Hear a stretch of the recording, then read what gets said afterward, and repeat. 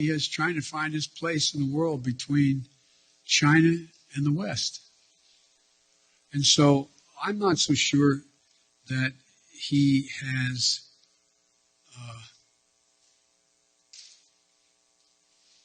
David, I'm not so sure he is certain what he's going to do. My guess is he will move in. He has to do something. I think he still does not want any full-blown war, number one. Number two, do I think he'll test the West, test the United States and NATO as significantly as he can? Yes, I think he will. But I think he'll pay a serious and dear price for it that he doesn't think now will cost him what it's going to cost him. And I think he'll regret having done it. But if they actually do what they're capable of doing with the force amassed on the border, it is going to be a disaster for Russia if they further invade Ukraine, and that our allies and partners are ready to impose severe cost and significant harm on Russia and the Russian economy.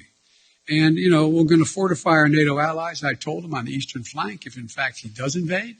I've already shipped over $600 million worth of sophisticated equipment, defensive equipment, to the Ukrainians.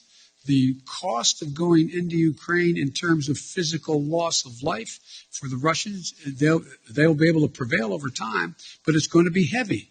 It's going to be real. It's going to be consequential. Putin has a stark choice. Either de-escalation or diplomacy, confrontation of the consequences. And look, I think you're going to see, for example, everybody talks about how Russia has control over the energy supply that Europe absorbs.